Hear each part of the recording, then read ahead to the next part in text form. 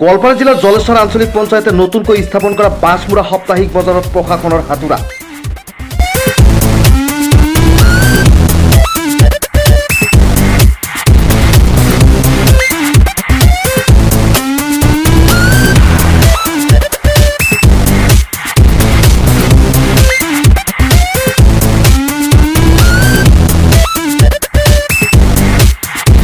প্ৰশাসনে বন্ধ কৰিলে নতুনকৈ স্থাপন কৰা বাছমুৰা সাপ্তাহিক বজাৰ।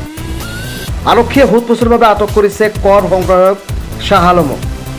বজাৰখনৰ সৈতে জড়িত ৰেজাউল কৰিম প্ৰধানী নামৰ আন এজনক আটক কৰিছে আৰক্ষীয়ে।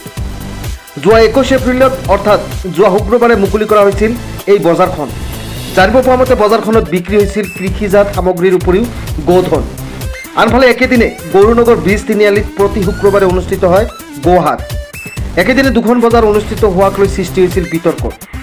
গৌৰনগৰ ব্ৰিজ তিনিআলিত অনুষ্ঠিত গোহাটৰ পৰা আঞ্চলিক পঞ্চায়তত কৰ আদায় নিদিয়াৰো আছে অভিযোগ।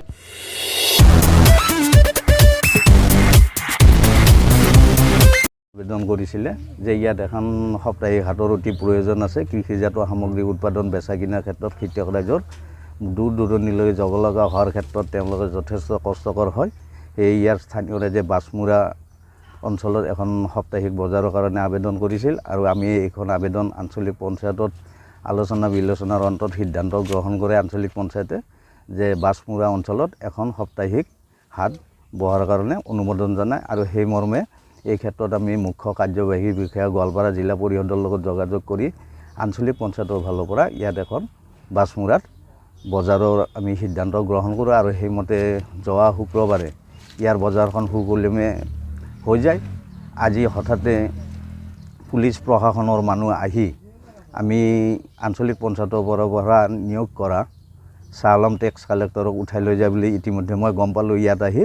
গতিকে কি কাৰণত নিছে কিয় নিলে এই বিষয়ত মই অজ্ঞাত। পৰৱৰ্তী সময়ত মই যোগাযোগ কৰিলে কিবা যদি তথ্য পাওঁ আপোনালোকক জনাম। এই বজাৰখনৰ নাম কি? এই বজাৰখন হৈছে বাছমুৰা সাপ্তাহিক হাট।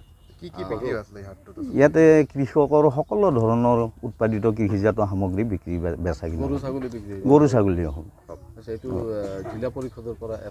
হয়, আমাৰ জিলা পৰিষদত এই বিষয়ত জনোৱা হৈছে আৰু জিলা পৰিষদে আমাক বজাৰখন চলাবলৈ আমাৰ সিদ্ধান্ত ল'ব দিছিলে আঞ্চলিক পঞ্চায়ত। সেইমতে সিদ্ধান্ত লৈ আমি বজাৰখন চলাইছোঁ।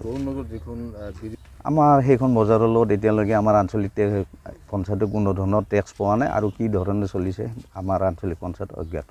কোনখন বজাৰৰ পৰা টেক্স পোৱা নাই? এইটো গৌৰনগৰ ব্ৰিজ তিনিআলি বুলি কয় বজাৰ। সেইখন বজাৰৰ পৰা আমি কোনো ধৰণৰ তাৰমানে টেক্স বা কৰ ৰাজহ এতিয়ালৈকে পোৱা নাই। তাতে কি কি বিক্ৰী হৈছে? তাতেও মই শুনামতে গৰু চৰু বিক্ৰী হয়। লক্ষীপুৰৰ বাবলু হোটেল আপোনাৰ সন্মুখলৈ সুস্বাদু বহু ব্যঞ্জনেৰে থলুৱা ভাতৰ থালি পৰিৱেশনৰ বাবে সদায় সাজু বাবলু হোটেল। কেৱল ভাতেই নহয়, জন্মদিনৰ কেক, মিঠাই, অন্য বেকাৰী সামগ্ৰীৰ বাবেও বাবলু হোটেললৈ আহক আৰু পাওক এক অনন্য সোৱাদ। লক্ষীপুৰৰ আইৰণ ব্ৰিজৰ কাষতেই আছে বাবলু হোটেল। আজৰি সময়ত পৰিয়ালৰ সৈতে যাওক আৰু এসাঁজ তৃপ্তিৰে খাওক। আপোনালোকৰ যিকোনো অৰ্ডাৰৰ বাবে 9954646212 এই নম্বৰত যোগাযোগ কৰক।